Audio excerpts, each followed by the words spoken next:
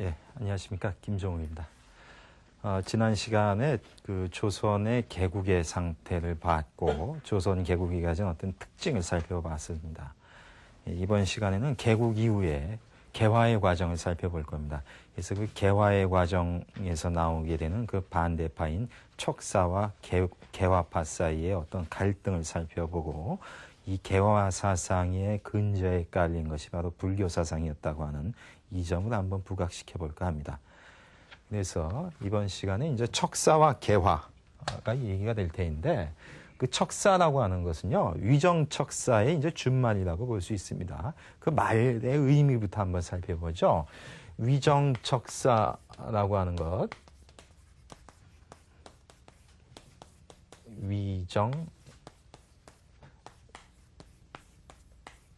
위정척사. 이것은 쉽죠. 그러니까 바른 것을 지키고 삿되고 그릇된 것을 물리친다는 그런 것입니다. 근데 문제는 여기서 정이 뭐냐는 거예요. 이때의 정에 해당되는 것은 바로 어떤 유교에서 주장하는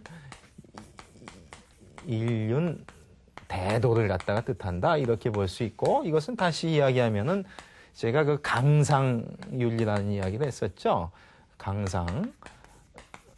이 강이라고 하는 것은 바로 삼강을 뜻하고, 이 상은 이제 오상, 그래서 인이예지신을 뜻하기도 하고, 또 오륜, 그래서 삼강오륜을 뜻합니다. 그러니까 유교에서 주장하는 일륜의 그 대도에 해당하는 것이 바로 정이다, 이렇게 볼 수 있습니다. 그렇다면은 이것은 제가 그 유교의 그 어떤 실과 허러의 구분 얘기할 때도 했지만은, 어떤 유교의 그 기본적 방법론인 어떤 이단론이라고 하는 것이 밑에 지금 깔려 있다, 이렇게 볼 수 있어요. 그래서 이게 이 자신은 이제 정이라고 보면은 상대를 갖다가 지금 사라고 돌리는 거 아닙니까? 근데 이 정에 해당되는 것이 여기서도 알 수 있듯이 이제 유교라고 볼 수 있죠. 이게 유교가 된다면은 그렇지 못한 거, 일륜의 대도를 담아내지 못하는 거, 뭐겠어요? 유교 입장에서는. 당연히 이제 불교가 될 테고, 그리고 이제 전통적인 노장, 도가 사상이 여기에 해당될 것입니다. 그 다음에 이런 식의 논법으로 나오는 게 우리가 그 실학할 때 그 설명했었지만은, 실자의 논법도 여기에 해당된다고 볼 수 있죠. 이 자기가 실이라면은 너는 허야. 난 이런 주장을 피죠. 근데 이때 실에 해당되는 것이 처음에 그 성리학이 자기가 실이라고 주장할 때는 당연히 불교를 염두에 두고 한 이야기가 됩니다. 그렇죠? 근데 이때의 또 성리학 중에서도 주작이 자신이 실이다 했었을 때에는 그 반대파인 양명학을 허학으로 돌리는 그런 논리가 되는 거예요. 그 다음에 이것이 하나의 문화권적인 것으로 됐었을 때에는 여기에 해당되는 것이 뭐겠어요? 그것이 바로 이게 화가 되죠. 자기가 화라면은 이쪽에 해당되는 것은 바로 이야, 이렇게 되죠. 오랑캐라는 얘기입니다. 자신이 문명인이라면 문명과 야만의 구분법인데, 거기에 국가적으로 해당되는 것이 조선시대 같으면 명나라는 당연히 여기에 해당이 되죠. 종주국으로서. 그런데 이 명이 망하죠. 청한테 망했고, 이 청 자신은 바로 만주족이었기 때문에 조선의 입장에서 보면 너희들 청은 이에 불과해 라고 이렇게 계속 주장하니까, 자기들 조선은 화인데 명은 망했으니까 그 중화의 전통을 자신이 올곧하게 간직하고 있다는 것이죠. 중화의 계승자. 이게 뭐예요? 소중화의식이죠. 명은 망했어도 우리가 바로 중화의 바톤을 터치했다, 이렇게 보는 겁니다. 그러니까 이런 식의 논리도 계속 있으니까 청을 오랑캐로 보니까 청이 가만히 안 있죠. 그래서 손 좀 보려고 나온 게 뭡니까? 이게 병자본안이고, 그 이후에도 계속 어떤 북벌론의, 조선 북벌론의 근거가 되는 것이 이런 화의논법이라고 볼 수 있습니다. 근데 이게 지금 그 개국 상황에 가면은 조선이 이런 중화의 마지막 남은 보루다, 이렇게 생각을 하게 되면 이쪽에 해당되는 거, 서양 열강들은 다 이거 오랑캐 불과해, 이렇게 되는 거예요. 이런 식으로 이제 유교가 전통적으로 간직해 왔었던, 다시 이야기하면은 자신이 정통이고 그 반대에 해당되는 것은 이단이다라고 하는 이런 이단론의 연속선상에 있는 것이 바로 위정척사다, 이렇게 볼 수 있습니다. 여담삼아 이야기하면요, 여러분 이제 불교하시는 분들은 이 정과 사하면 뭐가 떠올라요? 파사현정 안 떠오르세요? 꼭 맞는 용법은 아닌데, 파사, 불교에서 중국 불교에서 이제 대표적으로 쓰는 이야기가 되죠. 파사현정. 근데 여기 지금 이단론에서 이야기가 되는 게 위정척사라면은 불교에서 파사는 사를 파괴한다라고 하는 것은 어떤 집착심에 대한 파괴가 돼요. 그러니까 이것은 바로 지인공이죠. 철저하게 공화시켜놓음으로 해서 어떤 자성과 집착을 깨겠다라고 하는 것이 파사라면은 그렇게 해서 공화시켰을 때 자연스럽게 드러나는 게 묘유라고 했었죠. 있는 그대로의 실상이 그대로 드러날 뿐이라는 겁니다. 그러니까 분별 망상이 제거되면 진심이 드러나는 거. 망심이 제거되는 그 자리에 바로 진심이 드러나는 이런 노식이죠. 그러니까 불교에서 얘기하는 것은 파사현정에 해당되는 이런 얘기는 결국은 그 밑에 깔린 것은 실상론에 해당된다 이렇게 볼 수 있어요. 그러니까 이것은 배타적인 논법이 아니라는 거예요. 어떤 불교 내부에서의 어떤 수양이나 어떤 실상에 다가가고자 하는 그런 진공묘라고도 이렇게 볼 수 있는 겁니다. 그렇다고 보면 이런 배타적인 유교의 이단 논법하고 상당히 정사의 구분법의 발상이 다르다는 걸 우리가 알 수 있어요. 근데 어쨌든 유교는 상당히 배타적으로 이런 논법을 쓰는데 이것이 지금 그 개국 이후에 이렇게 해당이 되는 것입니다. 그러다 보니까 지금 여기 그 조선이 여기에 해당이 되죠. 그러니까 자기들이야말로 이런 그러니까 성리학, 주자학, 유교라고 하는 이런 것들로서의 중화 문명의 진정한 계승자는 바로 조선이라는 얘기예요.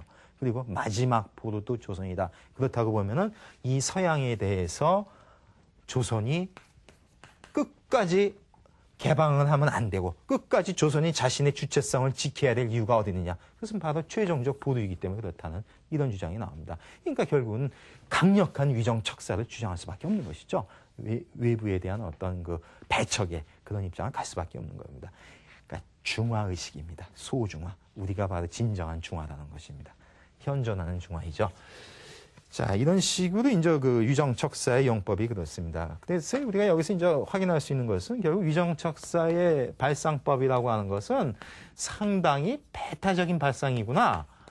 즉, 자신이 바로 정통이고 그 반대의 것은 이단이라고 하는 이런 배격적인 배타적인 발상이 밑에 깔려 있고 그 다음에 수구적인 발상이 깔려 있습니다.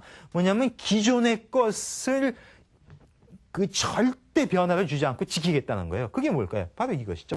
대대로 눌려왔었던 유교의 전통은 절대 손을 대면 안 된다고 하는 그런 의미에서 과거의 것을 지키자는 의미에서 수구라고 볼 수 있습니다. 그 다음에 해당되는 것이 이제 폐쇄적 발상법이라고 볼 수 있죠. 뭐냐면은 자기 내부에 어떤 이질적 요소가 들어온 것에 대해서 상당히 어떤 그 알러지 반응을 갖다가 느끼는 거라고 이렇게 볼 수 있습니다.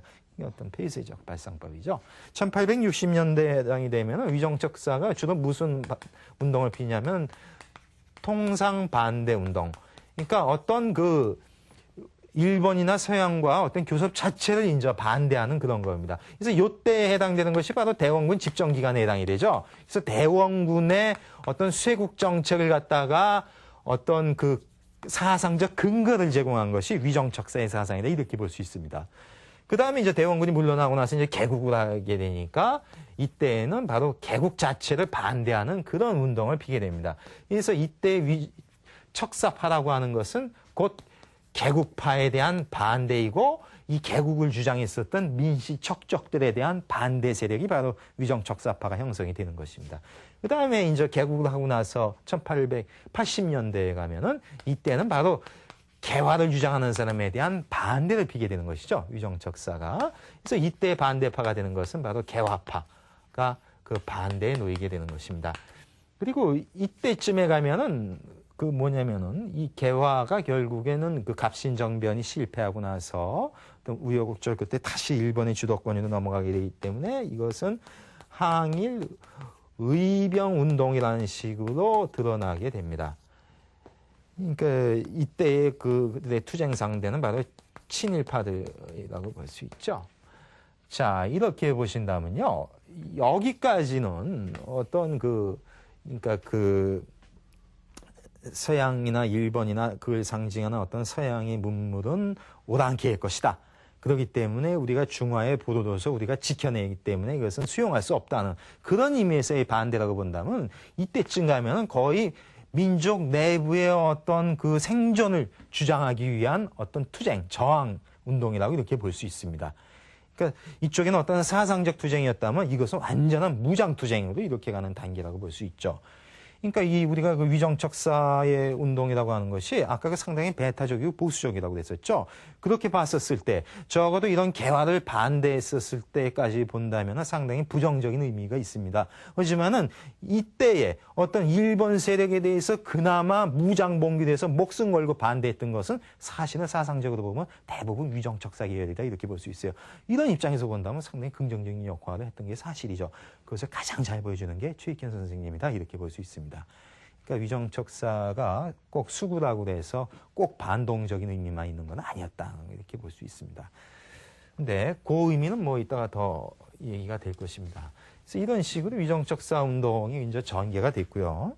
그다음에 위정척사가 가진 어떤 한계와 의의가 있는데 재밌는 거는요. 위정척사는 소위 그 사대와 자주라고 하는 것이 여러분 사대와 자주하면 전혀 모순되는 거라는 느낌이 있죠.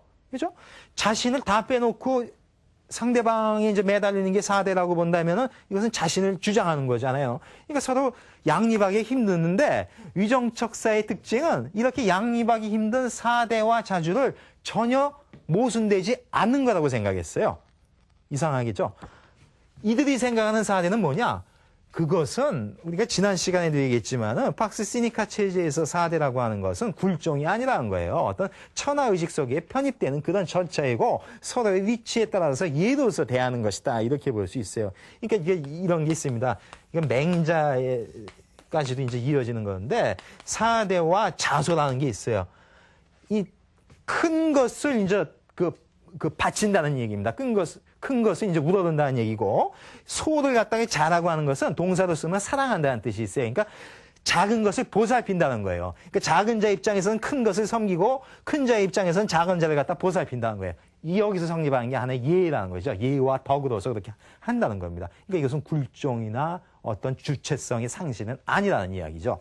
이런 식으로 사대를 주장하고, 따라서 위정척사들은 자기들이 얘기하는 사대는 중화 문명의 어떤 화려함을 존경하는 그것이 사대라는 거예요. 그렇죠? 그 말도 일리가 있죠? 그러니까 이때의 대는 바로 중화 문명이죠. 그리고 그것을 바로 조선이 계승한 것이니까 자신들이 사대한다는 얘기는 중화 문명에 대한 끝없는 숙모 애념이 바로 사대라는 얘기예요.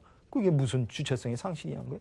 그리고 그럼 자주는 뭐냐? 그런 중화 문명의 최후의 보루가 바로 우리 민족의 주체성이라는 얘기예요. 그러니까 우리 민족의 주체성을 간직한다는 얘기는 결국 중화 문명의 정통성을 간직한다는 것과 똑같은 논법이 되기 때문에 사대와 자주는 똑같다. 뭐가 나쁘냐는 겁니다. 사대가. 일리가 있죠. 애당초 굴종이라고 보지 않을 테니까. 그런데 그래도 문제는 남습니다. 뭐냐면은요. 그러면은 이 자주성이 그럼 정체가 뭐냐는 거예요. 그럼 그 자주성은 사실은 민족 그 자체의 자주성이 아니라는 거죠. 민족 그 자체로서의 어떤 조선의 자주성을 주장하는 것이 아니라 중화 문명의 계승자로서의 조선의 자주성을 주장하는 게 아니냐. 그렇다고 보면 이것은 민족적 자주성이 아니라 중화주의적 자주성에 불과한 게 아니냐. 이렇게 볼 수 있죠. 그렇다면은 어떻게 보면 그 밑에 깔린 것은 여전히 사대는 사대다 하는 그런 게 이제 반박을 할 수도 있습니다. 그러니까 여전히 이제 위정척사에 있어서 이 문제는 어떤 미묘한 문제도 남는데 설사 그들이 주장했던 자주, 즉 수호의 대상이 우리 민족 그 자체로서의 조선이라기보다는 중화문명 계승자로서의 조선이라 하더라도 구한말에 정말 이런 자주의식을 가지고 사대자들, 그때 뭐겠어요? 그야말로 친일파들이겠죠. 그런 친일적 사대자들한테 무장봉기를 통해서 목숨 걸고 저항한 것은 사실은 또 이들밖에 없었다고 볼 수 있습니다. 그들의 자주성은 또 인정해줘야 되겠죠. 그러니까 아주 복합적인 프리즘이 있기 때문에 일방적으로 위정척사를 사대다. 또 일방적으로 구한말의 무장투쟁만 통해서 자주만을 강조했다. 이렇게 일면만 보기는 어렵다. 이렇게 볼 수 있습니다. 그래서 위정척사 이야기를 했고요. 이제는 개화 이야기를 하면요. 여러분, 개화라는 말을 하는데 의미부터 한번 볼까요? 이 개자는요. 이게 다 떨어져서 의미가 있습니다. 이 개자는 이 전통적으로 해석을 하면은 이 개자에 해당되는 것은 개물 성무입니다. 즉 이것은 이제 주역에 나오는 이야기인데, 그러니까 사물의 어떤 이치, 그러니까 연다는 얘기는 사물의 이치를 깨달아서 일을 갖다가 성취한다는 그런 뜻입니다. 이게 아주 전통적인 해석 방식이죠. 그다음에 화라고 하는 것은 이때는 화, 민, 성, 속. 예, 이것은 이제 얘기에 나오는 이야기인데, 화민성속이라고 하는 것은 즉 백성들을 잘 교화시켜서 속을 이룬다. 이것은 뭐겠어요? 어떤 풍속을 제대로 성립시킨다는 그런 뜻이 있습니다. 이게 전통적인 의미고, 그래서 이것을 합치면 어떻게 될까요? 그래서 개화를 합치면은 그 뜻은 한마디로 네 자로 줄이면 개물화민이다. 이렇게 볼 수 있습니다. 이렇게 똑 떨어지게 정의한 분이 구한말의 매천 황현 선생입니다. 우리가 이제 매천야록이라는 거 아마 들어보셨을 텐데, 이제 황현 선생은 구한말에 이제 그 유명한 문인, 시인이기도 하셨죠. 근데 그분이 이제 정의하기를 이런 식으로 정의합니다. 전통적인 입장에서 봤을 때 개화라고 하는 것은 개물화민이다. 그리고 이 개물에 해당되는 것은 결국 물질적인 어떤 그런 그 기술과 관련된 그런 것을 발달시키는 거. 그러니까 물질적인 어떤 기술을 발달시키는 그런 의미라면은, 화민이라고 하는 것은 백성을 교화하는 그런 것이기 때문에 어떤 제도의 확립과 관련이 된 그런 것이다는 이야기입니다. 그렇다면은 개화라고 하는 있었을 때는 기술 발달적인 요소와 제도 발달적인 요소가 개물과 화민이라는 식으로 포함되어 있다. 이렇게 볼 수 있습니다. 이것은 전통적인 한자 문화권에서의 해석 방식이고, 원래 개화의 뜻은 번역어이다. 이렇게 볼 수 있어요. 그것은 뭐냐면은 영어에 해당되는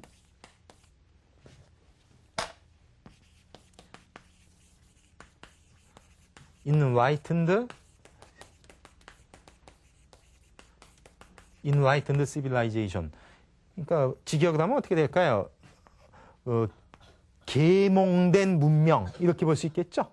빛을 받아서 어떤 이성, 그러니까 제가 계몽주의 할 때 있죠. 이게 빛을 쏘인다는 겁니다. 그러니까 어떤 이성의 빛을 받아서 환하게 밝혀진 그 시빌라이제이션, 문명이라는 그거예요. 근데 이것을 대부분의 영어 문화권의 번역어를 누가 만들었겠어요? 일본 사람이 했겠죠, 처음에. 그래서 이것도 일본에서 지난 시간에 있었던 그 이와쿠라 사절단이 갔다 왔다고 그랬잖아요. 구미를 시찰하고 왔을 때 그들이 가보니까 그들의 문명이 이제 인라이트먼트 시빌라이제이션이라고 규정을 했고, 이것을 번역을 할 때에 뭐라고 번역을 했냐면은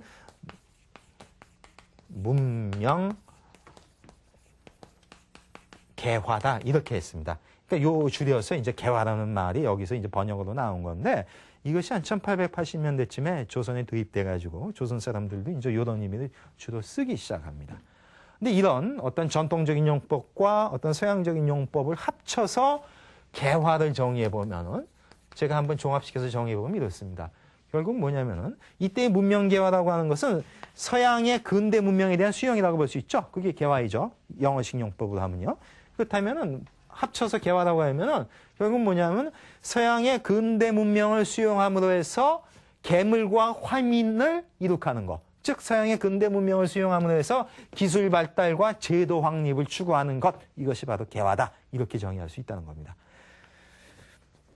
자, 이런 식으로 이제 정의를 한번 해봤는데요. 이렇게 그 정의가 된 개화 사상의 특징은 사상적으로 보면 어떤 상당히 그 발상법이 실용적 발상을 하고 있다는 것입니다. 즉 쓸모가 있으면은 그 상대방의 것도 이용하겠다는 거예요. 그러니까 상당히 실학적 발생 방법론이 나오죠.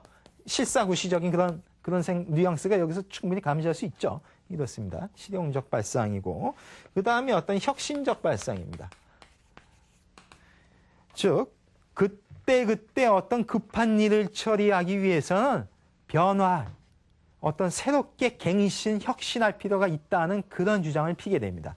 이것이 하나의 혁신적 발상이라고 볼 수 있고, 그 다음에 이제 개방적인 그런 발상법입니다. 그것은 뭐냐면은 자기 자신의 것을 끝까지 고집하지 않는 거예요. 자기 자신의 것이 문제가 있고 상대방 것이 더 좋을 때는 얼마든지 수용할 수 있다는 그런 오픈된 마인드를 여기서 읽을 수가 있습니다. 이런 어떤 자기 자신의 고집을 꺾을 수 있다고 하는 것을 불교식으로 표현하면 뭘까요? 아집의 포기죠. 그렇다면 이런 개방적 발상은 불교적인 냄새가 난다고 볼 수 있죠. 그렇기 때문에 개화사상의 어떤 그 구성 요소를 본다면요. 이거는 제가 이따가 설명한 이 개화파에도 이제 그 두 가지 파가 있는데 소위 급진 개화파를 중심으로 이야기를 한다면은 급진 개화파로서의 그 개화사상 속에 그 간직되어 있는 학문적 요소는 실학적 요소와 불교적 요소와 당연히 이제 서양에 대한 수용이니까 서양 학문적 요소 이 세 가지가 복합적으로 함축되어 있는 것이 개화사상의 특징이라고 볼 수 있어요. 예? 근데 이번 시간에는 저는 이제 이 불교 사상을 일단 강조해서 이야기를 할 것이고 그것은 유독 불교를 강의해야 되기 때문에 강조하는 게 아니고 실제로 이렇게 보면은 저는 이 불교적 요소가 가장 그 저변에 있어서 중요했었다 이렇게 생각을 합니다. 그것은 그 이따가 이제 설명을 할 텐데 그 어떤 그 이들 사상의 핵심이 되는 소위 평등의식이라고 하는 것이 불교에서 제공하기 때문에 그렇다 이렇게 볼 수 있습니다. 그러니까 아까 이야기했었던 위정척사의 어떤 발상법과는 정반대되는 이런 논법이다 이렇게 볼 수 있습니다. 자, 그 다음에 이제 이런 개화파의 그 전개를 한번 살펴볼 텐데 크게 나누면 두 가지 파로 나뉘어져요. 아까 설명했었던 이제 그 급진 개화파와 온건 개화파로 나뉘어지게 되는데 온건 개화파부터 설명을 하면은 온건 개화파에 해당되는 것이 이제 김윤식, 어윤중, 뭐 신기선 하는 이런 분들이 해당이 됩니다. 근데 이 온건 개화파의 주장은 이렇습니다. 유교는 기반이로서 인정한다는 거예요. 유교는 기반이로 깔고 그 위에다가 서양의 문물, 즉 이때는 주로 물질적인 것, 서양의 물질적인 기술적인 이런 것들을 수용할 수 있다는 겁니다. 그러니까 위정척사하고는 다르죠? 위정척사는 당연히 유교를 기반에 두지만은 그렇기 때문에 이것을 수용할 수 없다는 거잖아요. 근데 이것은 뭐예요? 유교를 기반으로 하더라도 어떤 좋은 것을 수용할 수 있다는 어떤 그런 실용적 마인드가 여기 추가된다고 볼 수 있습니다. 그렇기 때문에 이것은 일종의 굳이 재밌게 표현하면 이렇게 표현도 돼요. 동도석이 이렇게 또 표현이 됩니다. 이건 뭐 그 주역에서 형이상자를 도라고 하고 형이하자를 기라고 하는 건데 이때 도가 뜻하는 것은 정신적인 그런 원리입니다. 즉 정신적 도덕은 동양이 우월하고 물질적인 어떤 기술적인 문물 차원에 있어서는 그 서양이 뛰어날 수 있어. 그러니까 서로 뛰어난 것끼리 매치할 수 있다. 이런 이야기입니다. 이게 일종의 동도석이죠.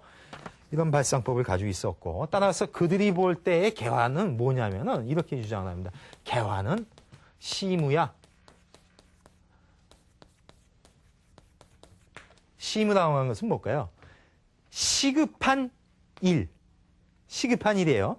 그러니까 그때의 시급하게 닥쳐온 그 일을 처리하기 위해서 가장 효과적으로 그럴싸한 것을 따오기만 하면 되지. 중요한 건 뭘까요? 그 다음 얘기입니다.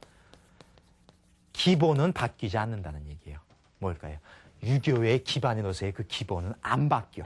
단지 그때의 필요에 따라서 급한 일을 처리하기 위해서 서양 문물을 수용할 뿐이야. 즉 도는 불변하다 이야기입니다.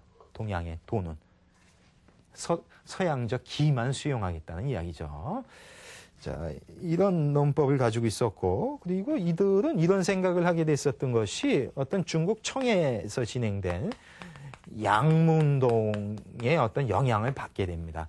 이 양무운동 자세히 했었죠. 이 양무운동이라고 하는 것이 이제 아편전쟁이 지고 나서 청이 어떤 그 군사력을 보강하기 위해서 서양의 문물 차원만, 그러니까 자기들의 어떤 청의 기득권은 그대로 유지하면서, 즉 제도는 손대지 않고 서양의 문물만 수용하고자 한 게 이제 양무운동이기 때문에 이들 입장에서도 유교의 기반 자체는 손대지 말고 서양의 발달된 화포나 이런 그 어떤 눈에 보이는 물건들만 가져다 오면 되지 않겠느냐는 그런 발상을 이제 모델 삼아서 하게 됩니다. 따라서 중국의 양무운동을 본받고자 했다는 이야기는 당연히 이들은 정치 성향적으로 봤을 때 중국에 의존적으로 갈 수밖에 없죠. 중국에 심정적으로 쏠릴 수밖에 없습니다. 따라서 이들은 중국을 이용해서 일본과 서양을 견제하고자 합니다.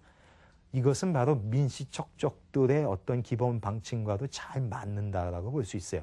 그러니까 사실 이거 온건개화와 급진개화가 갈려지는 게 이모군란을 이제 놓고서 갈려지게 되는데, 그 이모군란이 나고 나서 그 청이 진압하러 오고 나서 그 대원군을 붙잡아가게 됩니다. 근데 그것에 대해서 온건계화에 속한 사람들은 항의하지 않고 오히려 거기에 동조 내지는 묵인하는 그런 입장이었었어요. 왜? 민식 척족들과 그런 의미에서 잘 맞았다 이렇게 볼 수 있어요. 민씨들과.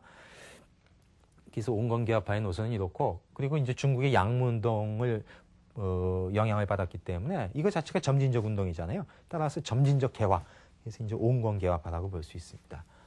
그것에 비해서 그 급진개화파라고 하는 것이 있죠.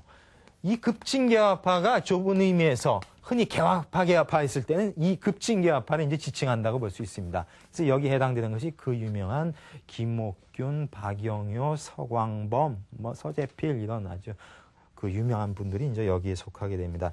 그러니까 이들의 주장은 뭘까요? 유교에서는 이제 벗어나겠다는 겁니다.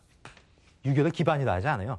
유교에서 벗어나서 그리고 서양에 단순히 문물만 수용하는 것이 아니라 이런 물질적인 것에다 추가로 서양의 제도까지도 도입할 필요가 있다는 겁니다. 그러니까 전반적으로 서양의 제도를 갖다가 들여다가 혁신을 하지 않으면은 살아남기 힘든다는 그런 주장이죠. 따라서 이들은 서양은 단순히 물질만 뛰어난 게 아니라 자유와 평등을 주장한다는 이런 정신적 측면에 있어서 분명히 동양보다 뛰어나다. 그리고 물질적으로는 기술적인 면에서 당연히 뛰어난 건 뭐 말할 것도 없고 그러면 다 뛰어나다는 얘기죠. 그러니까 굳이 이야기를 하면은 이게 뭐 미묘합니다. 꼭 이렇다고 볼 수 없는 측면도 있는데 아까 동도서기와 대비시키면은 서도석이라고 부를 수 있는 측면이 있다는 거예요. 예? 그러니까 정신적인 것은 동양이 뛰어난 것이 아니라 정신적으로도 자유와 평등을 주장해서 정치 문명이 앞서간 점에 있어서는 서도석이 하겠다는 거예요. 이거 다 서양이 뛰어나니까 전반적으로 다 수용해야겠다는 그런 전폭적인 거죠. 그러니까 급진적이죠. 급격하게 빨리빨리 추진해야 된다는 이런 논리이고, 그리고 이들이 이렇게 생각했었던 모델 케이스는 뭐냐면은 바로 일본의 명치유신이었습니다. 일본의 명치유신 자체가 상당히 급격한 운동이잖아요. 그리고 일본의 명치유신을 본받고자 했으니까 당연히 일본 쪽으로 쏠리겠죠. 그러니까 이들은 반대로 일본에 의지해서 청의 내정 간섭을 제거하고자 하는 길을 갑니다. 그러니까 아까 얘기한 민씨 척족들과는 반대의 길을 가는 그런 투쟁적 입장으로 돌아서게 됩니다. 그래서 이렇게 급격하게 개화운동을 피고자 했었을 때 나오는 것이 바로 갑신정변이다 이렇게 볼 수 있습니다. 그래서 이 갑신정변이 이제 나오게 되는 배경은 뭐 제가 시간이 없어서 장황하게 설명은 못 하겠는데 지난 시간에 우리가 그 청의 기본 방침이 뭐라고 했어요? 한반도에 대한 기본 방침이 만주가 중요하니까 한반도가 조선이 어떤 청의 속방으로서 계속 있었으면 한다는 거였죠. 그러니까 현상에 대한 유지라고 볼 수 있는데 이것이 일본이 강화도 조약 이후에 점점 세력이 커지니까 이것을 견제하는 길은 뭘까요? 이제입니다. 즉 오랑캐로서 오랑캐를 제압하는 거. 그렇다면 결국은 뭐예요? 조선이 일본뿐만 아니라 다른 서양의 열강들과도 조약을 맺음으로 해서 그들 열강이 일본을 견제해 주길 바란 거죠. 청의 입장에서는. 그래서 그런 식으로 코치를 해서 나오는 것이 바로 한미 수호 조약이다 이렇게 볼 수 있어요. 그래서 이제 그 이후에 서양들과 조약을 맺는데 근데 그런 과정 속에서 청이 보여준 행태는 뭘까요? 조약문에다가 항상 이야기하는 것이 조선은 청의 속방이라는 것을 꼭 집어넣고자 합니다. 근데 어떤 국가가 그걸 인정하겠어요? 그것을 인정하면 뭘까요? 그것은 조선은 너희 거야라고 하는 것을 인정하는 건데 그러려면 못하다 조선과 수호조약을 맺어요. 그러니까 서양에서는 한사코 거부를 했죠. 그러니까 이런 식으로 청이 노골적으로 이제 조선의 그 간섭을 하기 시작합니다. 제가 노골적이라고 했죠. 그전에는 조공을 바치고 책봉 체제에 있었지만은 적어도 외교나 내정에 있어서는 간섭하지 않았었어요. 근데 이제는 본격적으로 감나라, 배나라 그러는 겁니다. 그리고 이모군란 이후에는 주둔군을 갖다가 몇천 명을 갖다 상주시키면서 아예 그냥 노골적으로 이렇게 저렇게 이렇게까지 하는 겁니다. 그러니까 이런 상태라면요. 개화, 근대화하고 자주독립을 찾는 길은 어떻게 될까요? 청을 제거하는 길밖에 없어요. 그렇기 때문에 개화파들은 언젠가 기회를 봐서 청을 이 땅에서 몰아내야 된다는 거였어요. 근데 그 기회가 언제 왔냐면은 1884년에 청과 프랑스가 월남을 놓고 싸움을 벌입니다. 그러니까 군대가 필요해서 조선 주둔군을 반을 빼갔어요. 그러니까 기회는 이때다 해가지고서 김옥균이가 허겁지겁 그 일본이 이제 일본 군대가 지원해 줄 거라는 것을 믿고서 거사를 일으키는 게 갑신정변이었는데 믿었던 일본 군대가 방관하죠. 왜냐하면 싸울 수가 없었어요. 일본군은 그때 150명이었고 청군은 그나마 1,500명이 있었어요. 10대 1로 어떻게 싸워요? 그러니까 방관하고 있다가 결국은 진압되고 나서 3일 전하고 끝나고 말았습니다. 그래서 그 주동자들은 다 일본으로 망명하고서 갑신정변은 이제 끝나고 말았는데, 이 갑신정변을 하고 나서의 그 정강의 내용을 보시면요, 상당히 정말 혁신적인 게 많습니다. 이제 뭐냐면은 첫 번째가 뭐였어요? 갑신정변을 일으킨 첫 번째 이유는 청의 내정 간섭을 제거했었거든요. 그러니까 4대 외교를 철폐하자고 하는 것이 정강의 첫 1조가 바로 청에 대한 4대 금지입니다. 그리고서 이제 나오는 두 번째 조항이 인민평등권 이야기죠. 혁신적이죠. 도대체 조선 500년 동안에 인민평등권이라는 걸 주장해 본 적이 없죠. 평등이라는 것은 동아시아에서는 불교 말고는, 물론 이제 제가 그랬었죠. 평등이란 말이 이제 불교의 번역 용어로 이제 나온 거라는 불교 용어라는 얘기도 했지만은 평등의 사상을 주장할 수 있는 건 불교밖에 없었다는 겁니다. 게다가 권리의 차원은 뭐 하물며 얘기할 것도 없죠. 제가 지난 시간에 그 팍스 시니카와 브리타니카 비교할 때 시니카는 의무 강조라면 이쪽은 권리 강조 쪽이라고 했지 않습니까? 그러니까 이제 권리 마인드가 부족했는데 이것을 비로소 주장하기 시작한다는 겁니다. 얼마나 혁신적이에요. 그리고 군주권을 제한하겠다는 거예요.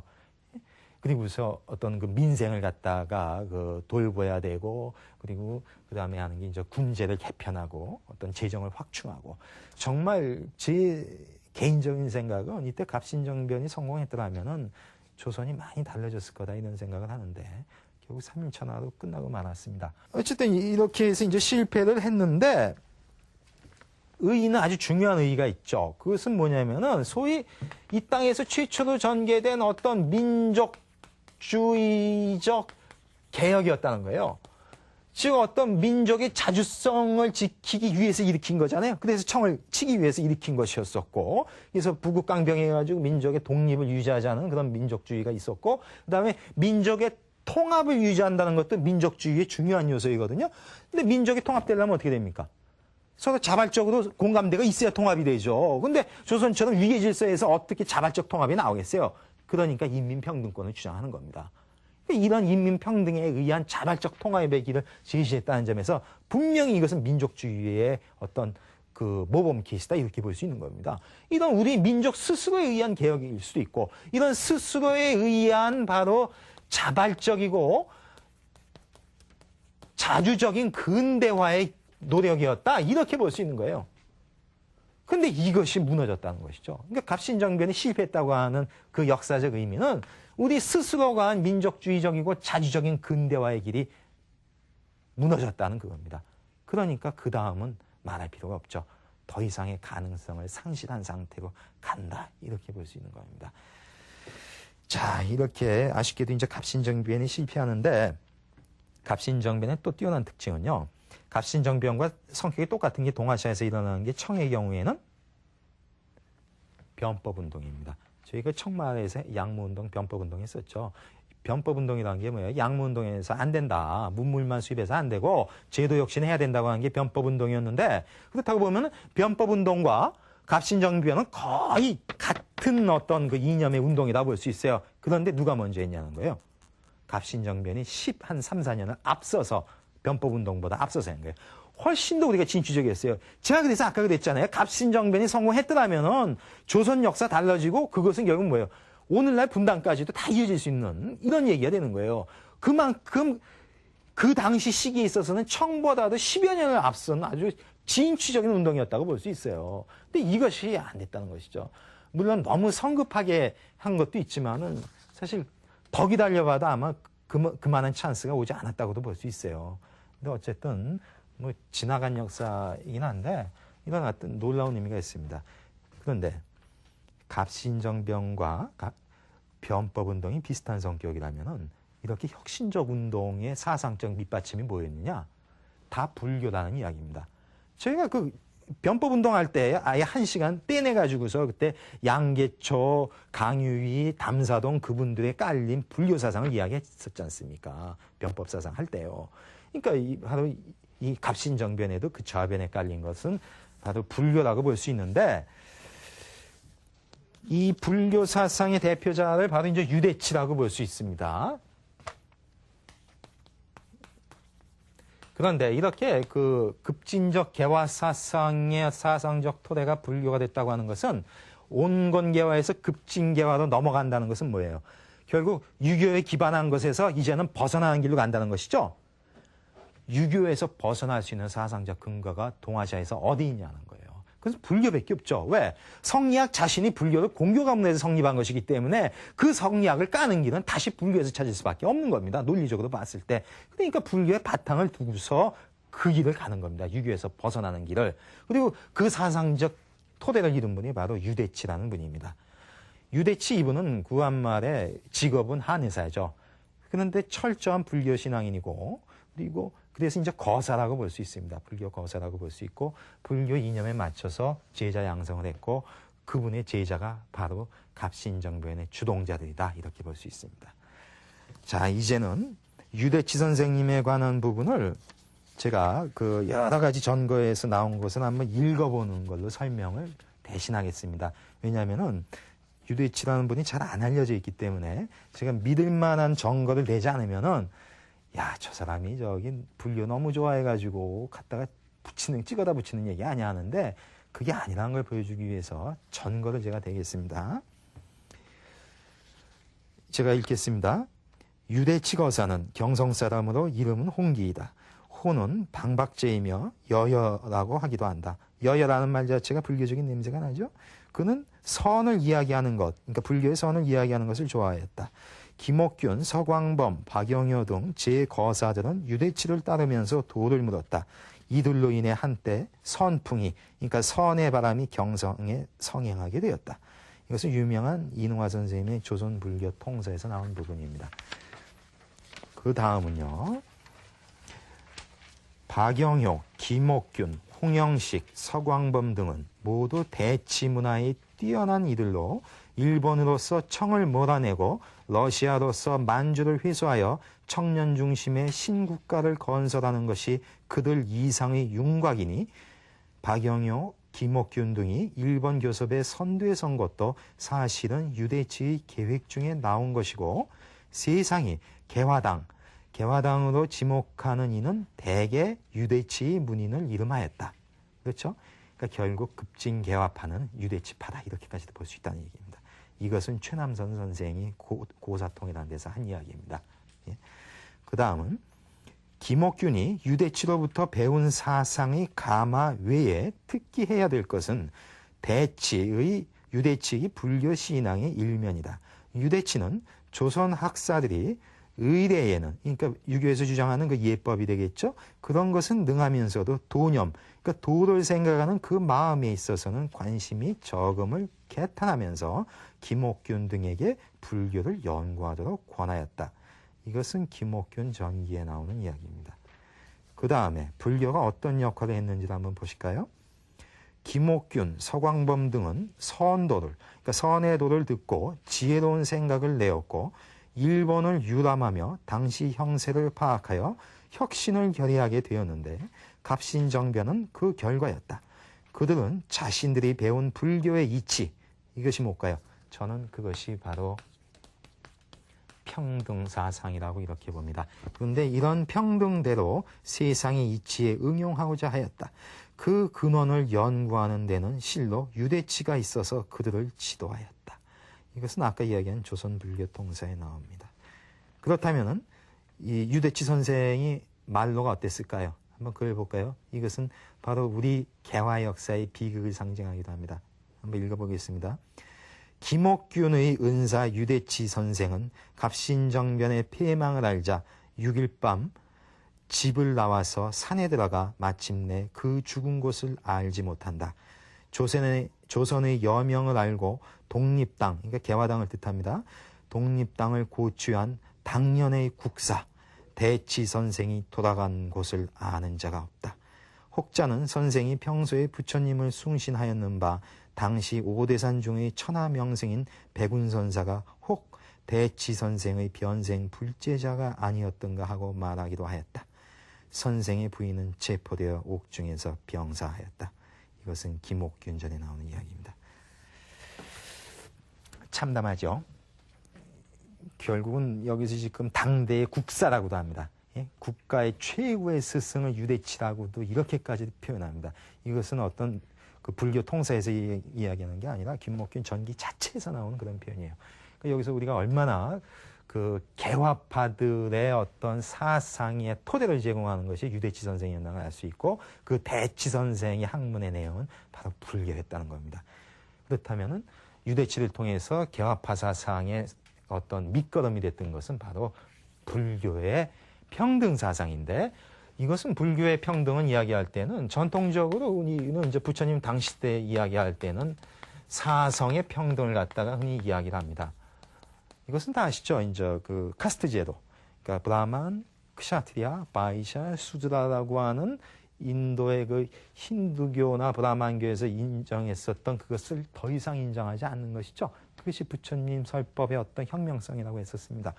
그것은 바로 뭘까요?